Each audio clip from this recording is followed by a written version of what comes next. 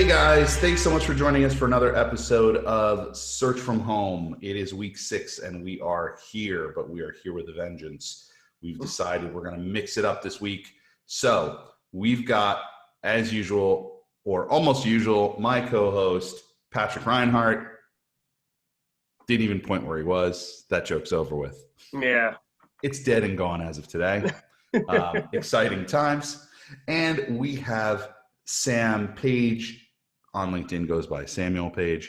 Happens to be more shorn on LinkedIn if you don't recognize him from his photo. He's from Bluehost, awesome SEO. And we were talking and he said, I'd be willing to come on the show, but I want to switch things up a little bit. I want to talk about Amazon and I want to talk about optimization for Amazon. I said, very interesting, Dr. Jones. We have not really gotten into that. And that is not something that is by any means a strong suit of mine. Pat, is it a strong suit of yours? Pat? No, not really. I mean, it's interesting because it's different, right? Because it's not a search engine, it's a marketplace. So, we are mainly focused on, traditional search engines, but, that's something that we, constantly get asked. And it's always a good discussion because, I don't have a ton of hands-on experience optimizing for Amazon. So I'm always interested in the conversation because I need to learn more. And I mean, everyone needs to learn more, definitely. But I've been excited for this when I heard what we were going to be talking about. Me too. So, Sam, by all means, introduce yourself. Give us a little background on you. Tell us a little bit about how the heck you ended up in this Amazon world, and then we'll get started from there. Sound good? Yeah, cool. Thanks. Yeah, no. So my full-time gig is I'm the senior SEO at Bluehost, where a lot of my time is spent thinking about Google as a search engine, but also YouTube and some of these other sort of secondary and further down the line search engines. But I started in SEO originally as just at an agency, and it was a small agency, so I could wear a lot of hats and learn a lot. And along the way, I kind of took a couple in-house jobs, and that kind of exposed me to some different things too, especially e-commerce. And then just naturally, like my brain is always trying to figure out something like a workaround, or like it just, I'm always SEOing things, whether it's a Google or something outside of that. But so Amazon came along and I was tinkering around with it. I wrote a little like how-to guide. It was like how to buy and sell cars for profit. And it was like a 20-page thing. And I threw it up there and I got some sales on Amazon. And I was like, oh, this is kind of cool. Like, let's see how far I can take this. And so the next one I wrote was it was called the Big Green Egg Manual, right? So at the time, this Big Green Egg was like pretty new still. It's this, I don't know if you guys are familiar, but it's like this Kamado grill smoker. And it was something that was like super interesting to me, but also very expensive. So I didn't want to just shell out the money. So I was like, I'll make a manual. Let's see what happens. Maybe I can make some money and put it towards the smoker. And so I put it on Amazon. And, back then, this is probably 10 years ago, like you could just get some new email accounts and like an Amazon gift card and go to town with some fake reviews. So obviously not the most white hat way of doing it, but I tried it out to see what happens. And so like not much longer after that, the rankings started going up and the sales were going crazy. And before long, I had enough money off of this ebook where I could actually buy this smoker. And then I just said, okay, well, let's take this thing, crank it up to 11. And so I started hiring some VAs to write ebooks, VAs to do the cover design and publish. And within about a year, I had about 300 ebooks live on Amazon. And they were just cranking out. And I was like, this is pretty cool. Let's see what we can do with some actual products. So this is all while I'm working, at SEO jobs in the day. So I went to source some products from China, to do some private label, just sort of what you see a lot of now if you're in any sort of Amazon arena, but it was still relatively new and much harder to source. It wasn't like just buying stuff off of Alibaba and putting it on Amazon. But yeah, so hold on. So back up, Sam. So yeah. private labeling, just so that we're all aware of that term, that basically means it's like a white label, correct?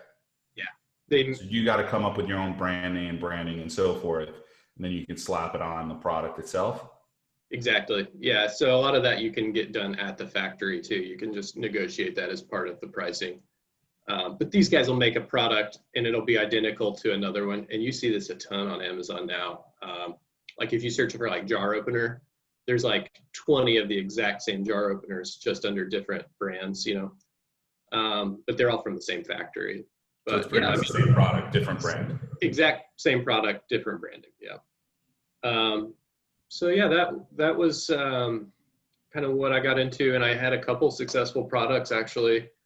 And from there, I sold those products to another competitor, and then from there, I started just floating around looking for a new product. But it was getting harder and harder on Amazon to compete and find good products.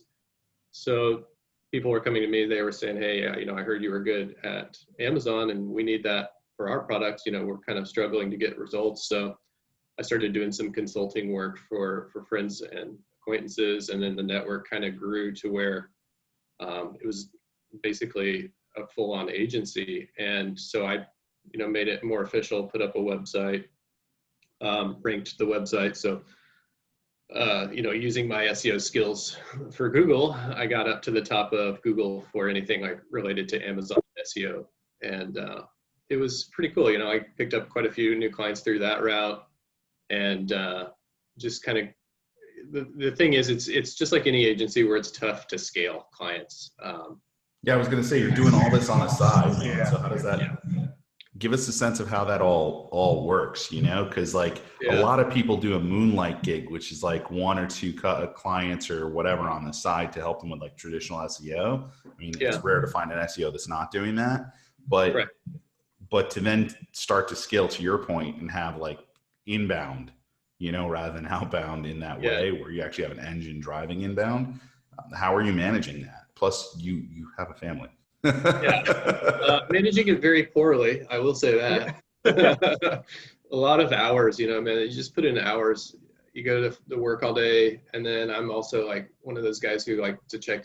I want zero in the inbox for my real job.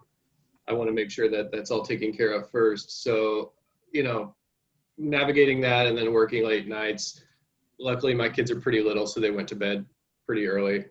So after 7, maybe spend a couple hours with the wife and then hit it for a little bit longer. But yeah, I mean, it's like, and it's tough. This is actually an interesting thing because it's tough to find someone who's really good at Amazon that you can just subcontract work out to. It's not like SEO where you can just find some good SEO guys in town or wherever, and you say, hey, I've got some extra work. Can I offload it to you? And just basically have you white label it. Amazon's still something that's still pretty specific and harder to find. So, I'd be lying if I said that I was scaling up this Amazon business at any point in time to being something much better or anything even akin to like some of these SEO agencies you see. I just find, the clients typically are more difficult in some ways because they expect the results faster from Amazon.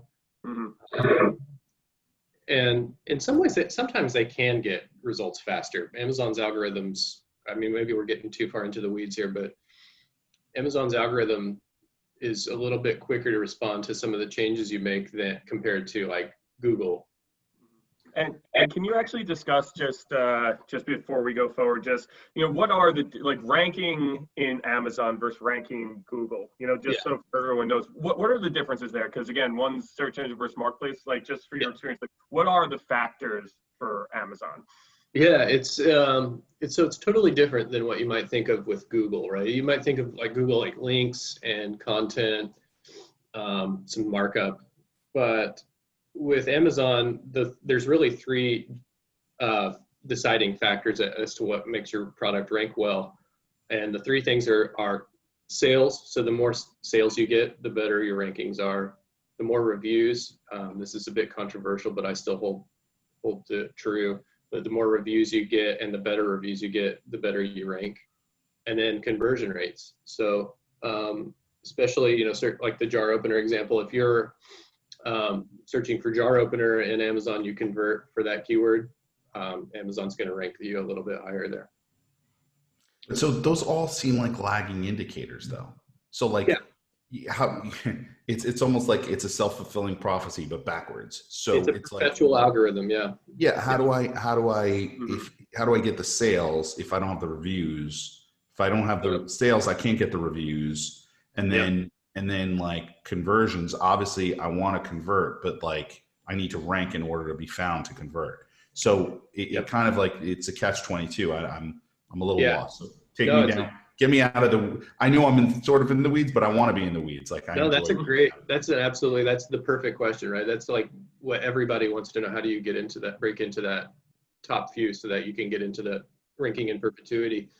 And it's honestly, it's two things. I mean, it skews heavily to big brands, right? If you're a brand, putting it on Amazon, you're going to have tons of brand search volume coming in, and all you do is just satisfy that search volume and you rank well.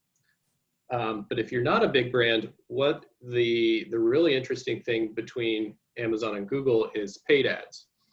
So paid ads in Google, it doesn't affect your organic rankings. Paid ads in Amazon positively affect your organic rankings. So you can manipulate all three of those ranking factors with PPC. So that is really sort of, this is again, all the white hat stuff. Like black hat SEO on Amazon is like running rampant. It's insane. But yeah, for what you would do for your business or your client, PPC is like, and running lightning deals, certain deals and coupons to generate traffic and sales. Those are the ways that you break into that. Interesting. Is that how you build a brand also? So like you talked about a white label brand, right? So how do you take a white label brand and ultimately build a brand out of it? Is that your goal in a white label brand, or is it just to look like at least minimally viable? Like do some people just like jaropener.com is your is your brand, or are you going for something bigger, like I don't know, open everything, and then that's like can openers, jar openers, blah blah blah, openers, like all openers? It depends on the niche. It's going to depend on them. Like, what does your landscape look like in the niche? Are you competing against big brands, or are you competing against guys who are doing white label products like jar openers? Mm-hmm. And there's it's insane how much sales are going through Amazon. You could have a jar opener that's just balling, you could make you could retire.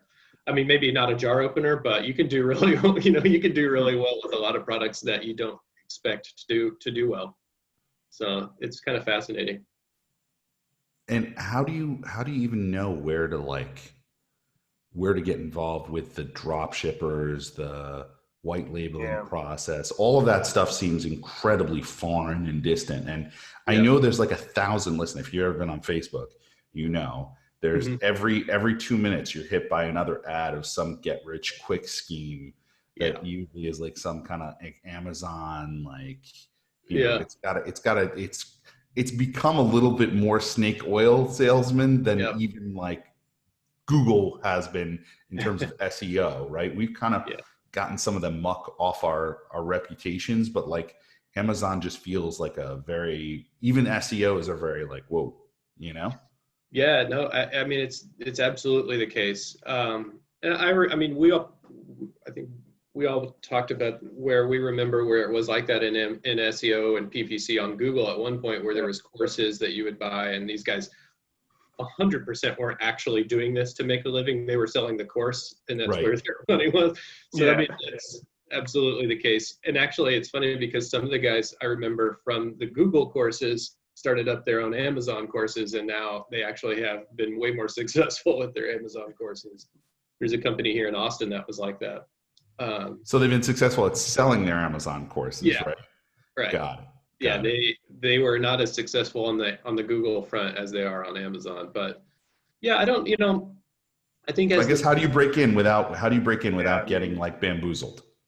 yeah, I mean, it's not easy, but there's a good amount more of resources available to beginners. Like the Reddit /r fulfillment by Amazon subreddit is really good and informative, and kind of filters out some of the BS for new people. But there's just, there's a lot of good resources online now, some YouTube stuff. Just got to be careful, have your BS sensors up. Try not to buy anything. Like spend your time learning by testing. And I always, like with regular SE for Google, I always tell people this too. Like you can start off just, the Moz beginner's guide's a great place to start. But once you get past that, build a website yourself and test some stuff. That's the way you really learn these things. And so the same thing applies for Amazon. Yeah, and it's really true of a lot of that. Like a lot of people are very scared to just like they want to continue to read, they want to continue to learn. I get asked that question a lot, like where should I go to learn about this? I point them to the Moz 101 a lot because they've always done a good job curating that. We have Conductor Academy, which is which is really good. Yep. And then, but like once you get to a certain point, you have to roll up your sleeves and do it, because that's really where you learn how to do this stuff. It's good to know the theory behind it, but eventually, it's just like music. If you can read music, that's great, but eventually you got to pick up the guitar and start playing. No, that's a really good point. Yeah, I agree with that. Yeah. But so in terms of those factors, right? Which of those, let's say we started. Let's say we start from scratch. Okay, we're starting from square one. What would be the first thing you'd look to do when getting into Amazon? Like, what would be the, find your niche, right? So if we're doing the art, let's say the chapter on find your niche, what are your highlights of that chapter? Yeah, I think part of it is do something well, right? I think if you're going on a new product that you have no experience or no specific knowledge on, you're probably going to be behind the 8 ball anyway. So do something well. And then give an example. What's something that you've done before that you knew well? Yeah, I think for me, being into opening cans, or yeah, I mean, the one I had the best success with was a TINS unit. So it's like I don't know if you guys know what a TINS unit is, but it's like a little electrode pads you put on there, and they send an electric shock to your muscles. So it's like a massage type of it's like a therapy. So I mean, I knew that landscape pretty well because I had a client at one point who I did consulting with on SEO, and they just never ventured onto Amazon. So after we ended our relationship together there, I started messing with it on Amazon, and it was, that was the first step because I knew it, and I knew that there was sales already existing, and I just had the product. I just needed to find the product was the next step, and then a lot of Googling and a lot of asking around to find the right supplier and the right pricing. But this was probably 9-10 years ago. So it's considerably more difficult than it was then. Because it's saturated? Yeah, so the market's way more saturated, and Amazon's ranking algorithm has gotten significantly more complex. So, a new product, back then you could list it. I mean, that product, I listed it, and then within 6 months it was doing like $80,000 or $90,000 a month in sales, right? So and that was with no PPC ads. So that's unheard of now. It's wow, impossible to do that. Yeah. So now you have to have this marketing budget set aside, knowing that you're going to have to run PPC and deals at a loss to influence these organic sales eventually in the future. So yeah, not to get too far ahead of ourselves there, but that would be the first step. And then next step, finding that supplier. And that's where now is, I feel like that is where it separates successful sellers from unsuccessful sellers. So how you do that? I mean, it's great. Well, how do you differentiate? Yeah. So I mean, there's a lot of, I don't know what's going on with my mic. Is that me? Yeah, I think it's you. Could be Sounds me. like my gain could be off. How about now? Better? Yeah, sounds good now. Okay. Sorry about that, guys. What were you gonna ask me? Yeah, so I was saying, how do you differentiate between the like you just said it, the main differentiator could be who you choose to supply for you, right? Mhm. So are there marketplaces of suppliers that rank them, classify them, make them trustworthy? Like, I feel Yeah. like, you're dealing with probably in many cases China. You're Mhm. not boots on the ground there. It's not like you're going and touring a factory, right? Yeah, Yep. and I mean, and with drop shipping, I mean, my old company used to be drop ship, and like, do you join like a buyers group or anything like that, or is it just like one-off sellers? Like, I'm curious to how do you manage the inventory? That's great, man, and that is really the trickiest part, I think, because I've had the best success, and I recommend finding someone trustworthy in China. Unfortunately, it's still there. Also you can probably source some products in Portugal. It's still good. It's good manufacturing in Portugal at a reasonable price if you want to avoid tariffs or what have you, the unknown. But yeah, I mean, still China's a great spot to get it. And there is, cultural differences. So I have been lucky where I've spent enough time where I've found good connections there, people that I can trust to send the money to, and the product's going to come in. Unfortunately, that when you're new, there's a big risk you have to take with that.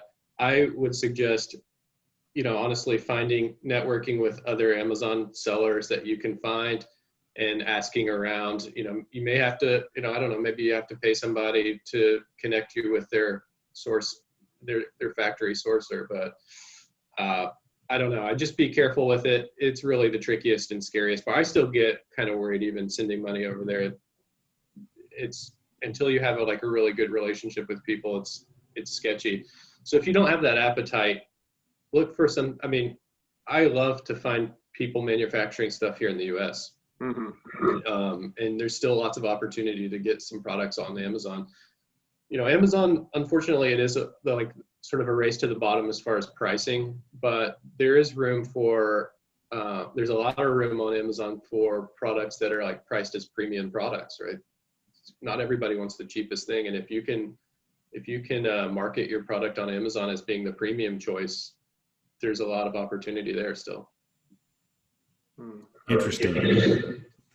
Yeah, I mean, for me, I think one of the for me, like you said, just sending the money off and is anything going to show up? That's one thing, and I remember when I used to run an appliance company where we would drop ship appliances all over. We were part of a commercial buying group, and that was all based, here basically.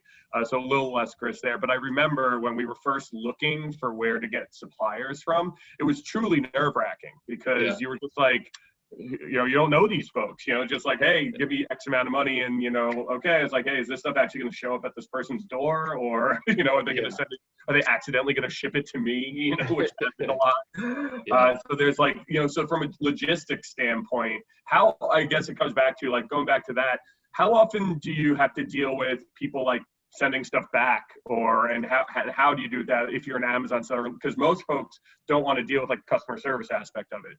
Does that never come across your table?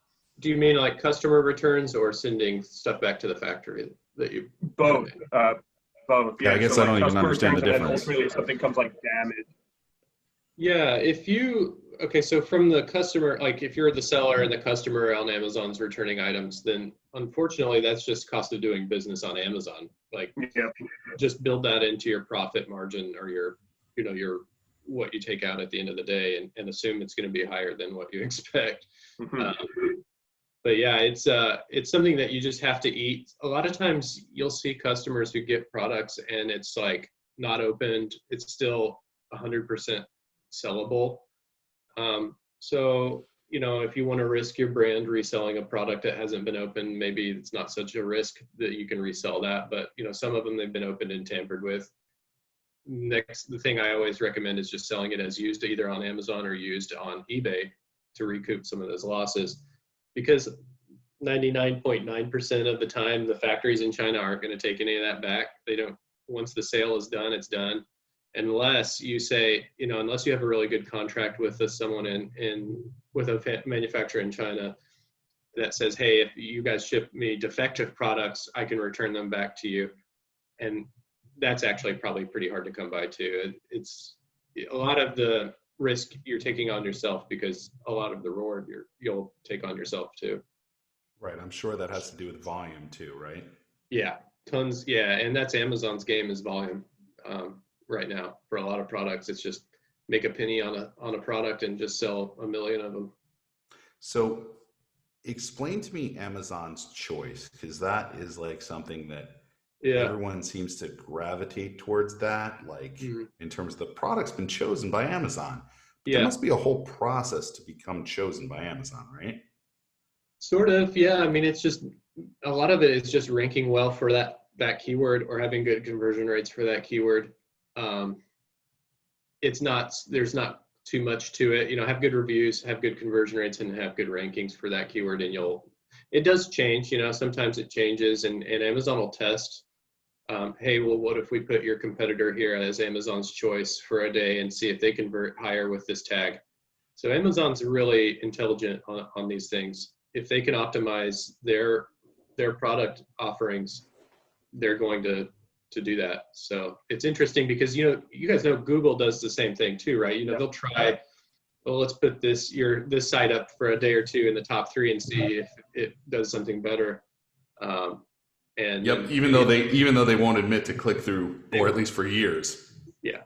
For years, they would lie to us and say that click through did not influence rank, which is exactly why I say, and we still say, that meta descriptions matter, because yes, they don't directly impact your ranking, but they impact click-through. And if they impact click-through, then they impact your rankings. So it's like, come on. Yeah. I mean, that's funny, because on Amazon, you also have another thing to worry about, and that's Amazon taking your product and manufacturing it themselves from the same manufacturer, and selling it under Amazon's Amazon Basics brand, or their own brand. And you don't have to worry about that in Google, right? You don't have to worry about Google making a website that competes with you, unless you're a domain seller. Hold on. So you mean to, because this is foreign to me. So you mean to tell me that, like, okay, so when I go to CVS, you'll see the CVS brand of like Tylenol or ibuprofen, right? And you're like, okay, well, I guess that's okay, because they can't have a monopoly on all of it. But this is just to say that if you become too good at what you're doing on Amazon, Amazon might just choose to like make the Amazon brand run the same product. Yeah, exactly. And so they have all of this sales data at their fingertips, right? And it's just insane. Like, they'll say, okay, well, this is a great product right now. This thing's on fire. Let's make our own. And they have buyers in Shenzhen or wherever in China that they manufacture it from. And boom, it's now an Amazon Basics product. And guess who ranks well, right? They're not going to rank themselves behind anyone else. Wow. Yeah. That's amazing. That's news to me. I'll tell you that. I didn't realize that was the case. So, but I guess they have to get their ideas somewhere, right? So why not source them off their own system? It's tried, true, and proven. So, I mean, you can't kind of blame them, can you? It's anti-competitive at best. True. But I don't think Amazon cares about monopolies. So. No. You said it. It's funny because, too, like just how we were talking a second ago, I touched on how the black hat SEO stuff on Amazon is so rampant. It's almost like, in some ways, like Amazon doesn't care about it, because the search volume within Amazon's ecosystem is going to be there regardless of the product they're offering. So who cares if it's a black hat seller that ranks there, or a mom and pop shop who ranks there? So, it's gotten to be very difficult to navigate, especially certain niches, but it's even trickling down into to other niches too. So we'll see how it pans out. I mean, maybe Amazon eventually says, hey, we need to really crack down on this, because it's hurting like their reputation or the customers just say, I'm tired of getting this really subpar quality stuff on Amazon. But so far, there's no indication that they'll crack down on it. That's weird. That seems weird to me. It seems like a brand that's so worried about its, I mean, even Google, right, cares about the results. And we can argue that Google's market share is so far and beyond everyone else's. I mean, they would be more worried about losing their trademark to the name, simply based on the ubiquity, right, of Google. So it's amazing to me to think that like they would care little about whether or not like shady stuff ranks with wrong product descriptions, bad return policies, things that are just like, fly by night situations. Yeah. You'd think they'd want to clean their ecosystem, but I guess it costs more to do that than to just take the hit from a brand perspective. There must be a way for them to measure that, I'm assuming, right? It's like almost like a trust factor, right? And it's like the trust needle moves to the left or to the right, depending on how much of that stuff actually ranks and people buy from it. Mm-hmm. It's probably some function of like return rate, right? When you get a guy who ranks in there and their returns are going through the roof, they probably start scrutinizing that product a little bit more, maybe drop it down. It's because they're going to have the whole keyword set or niche. They're going to have all the data of what the typical return rate for that would be. And, if one's an anomaly, then they probably try to mitigate that there. But some of these niches are just so flooded with that poor quality stuff that it probably dilutes the return rate, their baseline. So it's, also a lot of the black hat stuff occurs in like Eastern Europe and China where, it's much harder to stop at scale. They can hide behind different proxies, or it's in China, especially I'm familiar with, they can get an account shut down and create a new account within hours or minutes using like one of the main verification methods that Amazon uses is like a business ID, like your EIN. And it's much harder. Like the EIN is way more transparent in the US. Like you can tie that to a person's social security number or whatever. But in China, the EINs or the business IDs, they're much easier to come by and way harder to track. So kind of lends itself to having China be the epicenter for this black hat SEO stuff. Yeah, you've tempted us a little too much with the word black hat. So I don't know how much you're allowed to share, but I'd love to hear like one or two examples aside from like account creation, which I agree. That's just denial and reset up. But like, what are some of the shady things, not that anyone should try these things, but that you know of that you can share with the group so that you can be aware of it and how to almost avoid that, right? Like, right.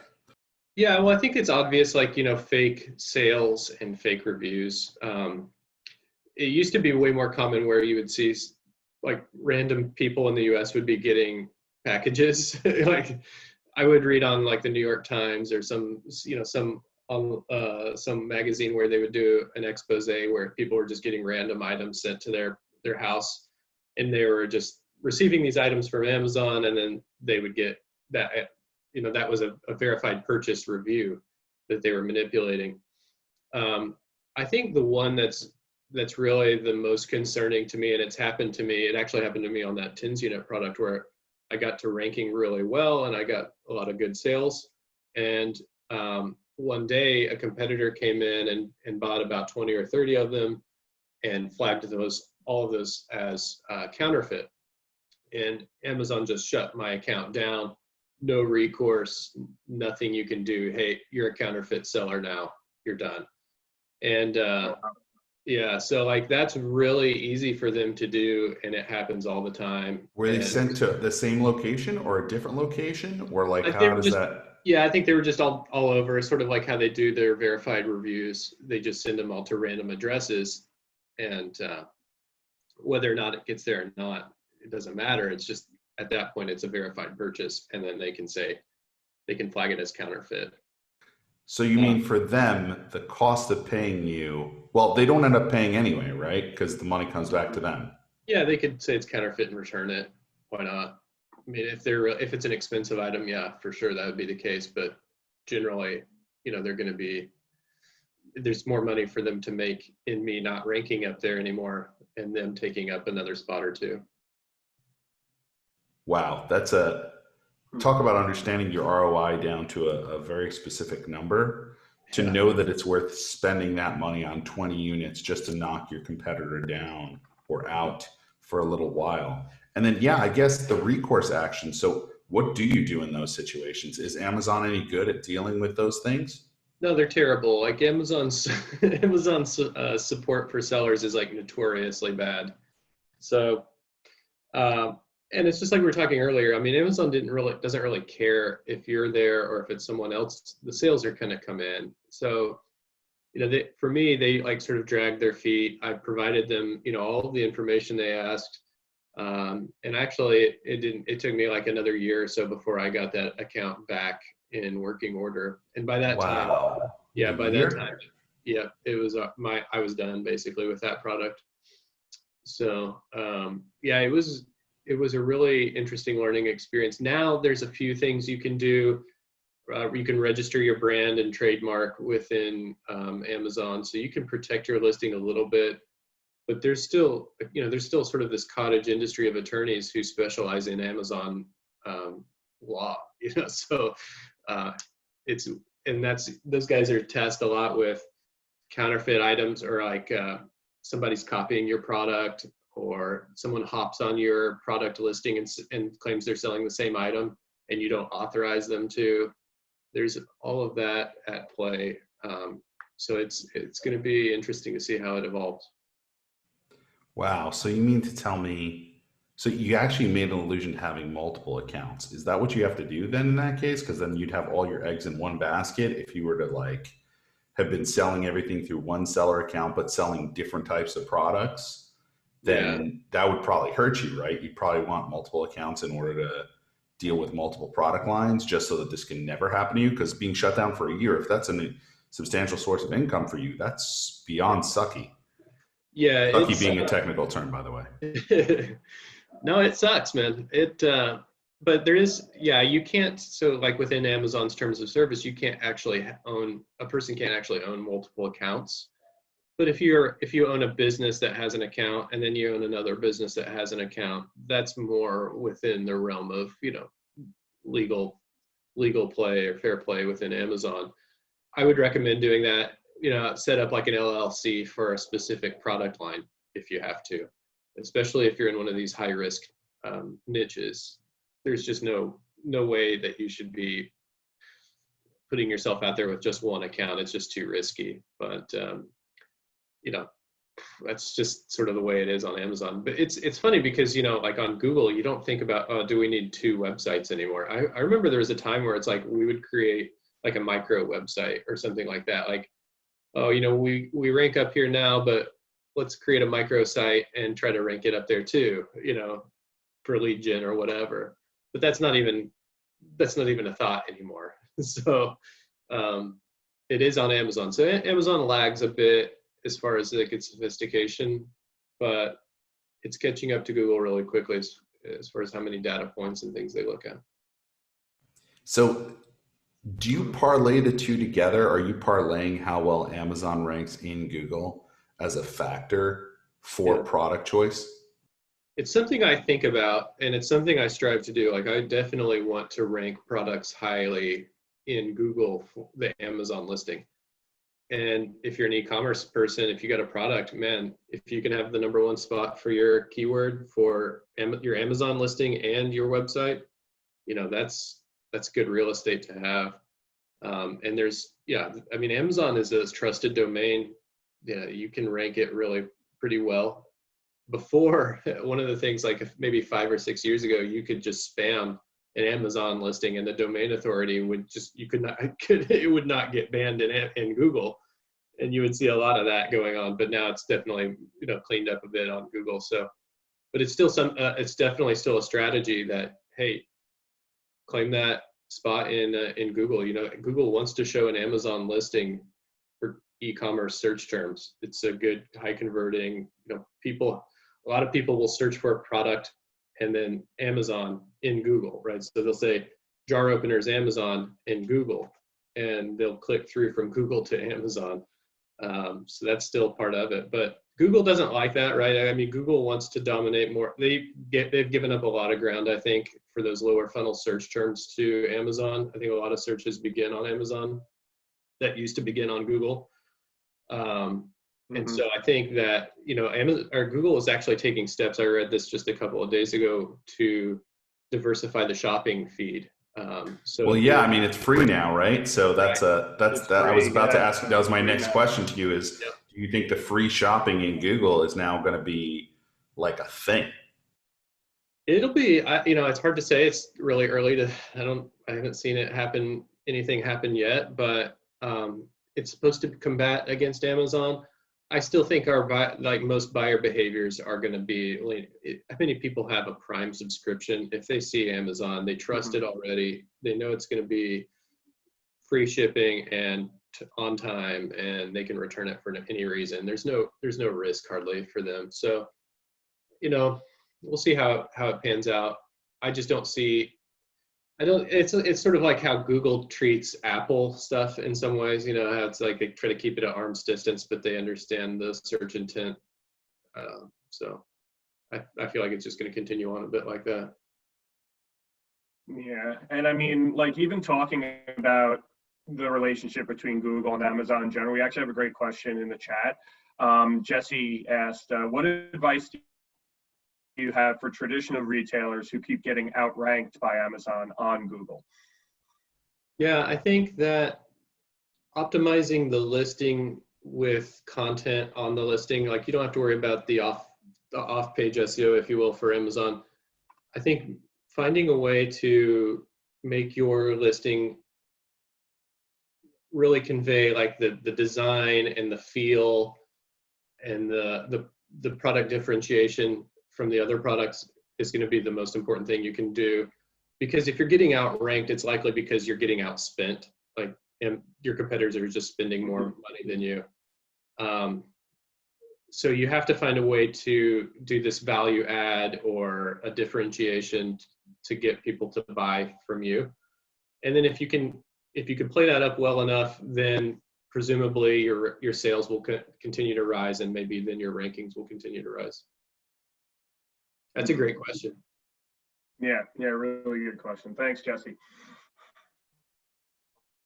Do we have any other questions while we're at it?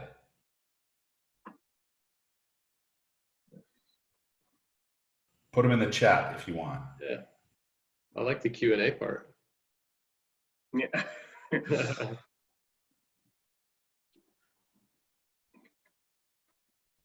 So what do you guys think? What do you think is going to be the trend for Google compared to like YouTube search? Like I think a lot of these people are starting searches on YouTube now that they used to start on Google, and then also the trend to Amazon, and then maybe even like Instagram or Reddit for some of these discovery type of searches. I personally, my mic is going crazy today. I don't know what's going on with this thing. Okay. I think I have to directly talk into it today, or else it's going to be very angry with me. I would say, personally, I see the future as a lot more content has been created recently, and that's because everyone has a webcam.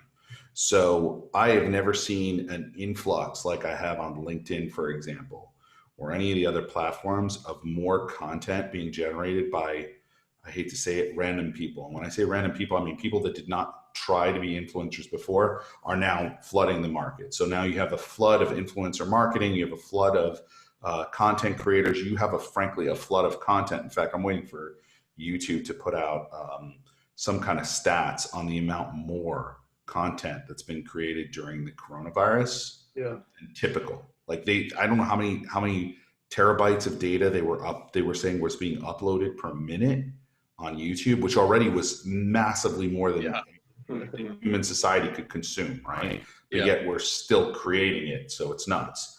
So I think early stage, I still don't think Amazon has a good way of answering early stage queries.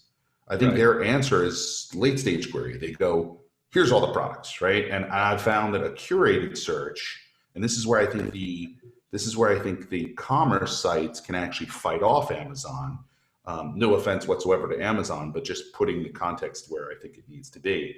Amazon is a cold, hard place. It's a cold, hard place in that brands aren't really brands on Amazon in my mind. They're all just thumbnails. They're thumbnails, and your thumbnail can be, it's not like walking through, let's say, a high-end department store where you would literally see a curated department for you. You're going to see that no-name brand right next to that really well-named brand. It might be filtered based on your availability. It might be filtered based on price.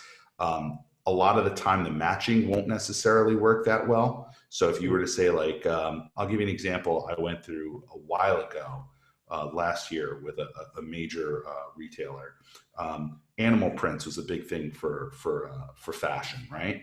And so if you looked up like animal print dress in Amazon, you didn't give enough data aside from just animal print, that you were just barraged with all sorts of like not very well curated content. Yeah. Not even content, but products, right?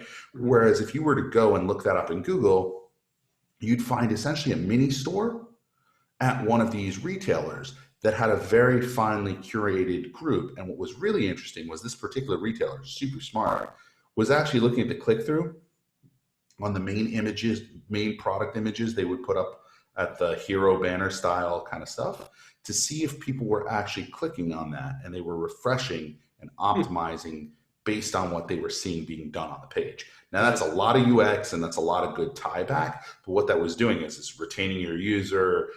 Which at the end, if we know that Google's looking at the bounce back rate, right? We know that they're actually including this and taking it into account. That was a really smart mechanism. It also meant that it was a curated experience that you felt like you were walking into. And when you get into more things that are much more subjective, like cute black dress, cute is very subjective, right? Right. Yeah. Cool is very subjective. So all of these terms, I'm not sure if Amazon really knows how to deal with cool or cute. I think that's a good point. Yeah. I think they try. I think they've tried a couple of times, especially with, like, the clothing example is a good one where I've seen them try to curate different clothing styles, or they use influencers too. They've opened it up for some affiliates to try that, but it just isn't as successful as what you could find on a website or on social media. Well, I also think they can't seem to get down this concept of like, I'll equate this actually to a store, a real life store example. So if you were in the New York tri-state area and you'd ever been to Century 21, Century 21, in fact, most people who are tourists to New York City will come to Century 21, right down by Ground Zero. It was always been there. It's been there possibly longer than the World Trade Center was. It was there for a long time. And family-owned business that then expanded throughout the tri-state area. Century 21 used to be, and if you went to their main flagship store that was right by Ground Zero, it was like a bargain bin. You would get last year's good stuff, but it was like picked over. It was crazy. You go in, the store was a mess. Like you could find great deals, right? But you had to hunt. It was very much the TJ Maxx, JCPenney, old-fashioned approach of like, you get your bargain, but you work to get your bargain. And in some way, the shopper enjoyed that, right? Because it was the hunt, the thrill of the hunt, and the find. But it was very overwhelming. Like you would walk into a store full of tourists and it was just like, whoa. Okay, so how do we equate that to online? What Century 21 then did is they recognized, whoa, this is cheapening the brand. Actually, our price points could be slightly higher, and in fact, they should be, but we can't have the stores in disarray. We have to be constantly maniacal about not having bins and making sure things are hung and making sure our associates are going through and constantly making the store experience more of a department store and something you expect out of a Macy's rather than a cheaper brand kind of approach. In doing that, not only were they able to get better satisfaction rates out of their consumers and so forth, but their brand notoriety actually increased. Now, I know Amazon doesn't really care about its brand notoriety because it's ubiquitous, right? But I will say you get a little bit more of the bargain basement feel in Amazon than you ever would the Saks Fifth Avenue, Macy's. We're so far from Louis Vuitton with Amazon that like it's almost like they need to open many stores, curated Amazon experiences that only allow a certain seller group to enter into it and build an experience that's different than Amazon in order to charge higher prices because I only think of Amazon as a way to find a best deal on something, not necessarily, or a most convenient deal, but not necessarily where I'd buy like high priced items. I don't know if that's just me. Pat, are you the same way about that or no? Yeah, pretty much. I mean, Amazon is, you want something, that's necessary, that you need it now, and is, not. Oop, I got you frozen, buddy. You were very frozen on that last one. It wasn't a good look. All right. I'll kick it back over to you, Sam. So I said a lot there. What are your thoughts on it? No, I think that there's only so much value you can convey in a listing that has 6 images, maybe a little tiny video, and then some of the enhanced brand content. So I think you're right on that. But I think that, and this is something that we always talk about too, like how what your shopping behavior isn't what the entire world's shopping behavior is, right? So because you may think, hey, I'll never spend $2,000 on a watch on Amazon, doesn't mean that there isn't a huge amount of people that do. And it's interesting because I've had some jewelry clients on Amazon, and they were selling, $1,000+ pieces of jewelry, and they would get sales every day, like multiple sales in a day. And it was fascinating for me to see that because I'm like you, where I'm not going to buy something high end, but let's say you live in like Anchorage, Alaska, you don't have that much access to high end stuff right there, nearby. So it's kind of interesting to see how it all plays out. That's a good point. Accessibility is a huge factor in that, I guess. As a seller, does Amazon break that down for you by geography? Are you able to, or you just see that based on where you're shipping? Yeah, typically I just saw that based on where I'm shipping. You can pull certain reports. It's not, so the Amazon is not as, their dashboard for sellers isn't as easy to manipulate. And there's some tools coming out that are pretty good tools that kind of plug into your dashboard, but it's still a long ways from what we have with Google Analytics or Conductor. Sure. So that stuff, it provides a lot more information into the customer and user behavior than what you see on Amazon. So a lot of it's just packing it, shipping it. That's really interesting. I didn't, it's a good point. Thank you for checking me on that, because I definitely was being like, this is the way I think. And then you got to take the blinders off. See, like that's a great example. Marketers right then and there, I'll take the hit. No problem. Fall on my sword here. Blinders, man. You assume that like everyone's kind of like you, and maybe it's because I've been in too many social media bubbles recently. And if there haven't been social media bubbles in your life, then you haven't spent any time on Facebook recently.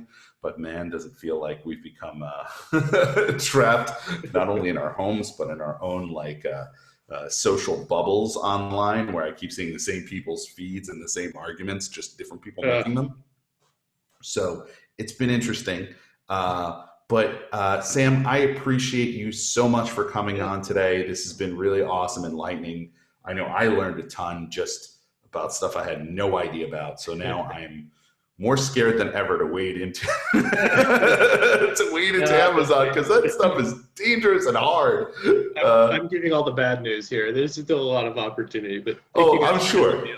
Thanks. I'm sure. And dude, thank you so much for joining us. I think we learned a ton. Thank you guys all so much for joining today. We really appreciate it. Tomorrow, we're going to have Bauman from Zivic on. He's going to be getting into ADA compliance, all the stuff you need to know, and probably don't even need to know, but should know, because he's kind of the man when it comes to all that stuff. He's the one we always turn to when we have questions on ADA compliance, because he's really just like the expert. So be sure to tune in for that. Same time, same channel. And in the meantime, as we always say, stay home, stay safe, stay connected, and we'll see you tomorrow. Thanks for joining. Thanks, Sam. Thanks. Appreciate it, guys. Thanks. Bye.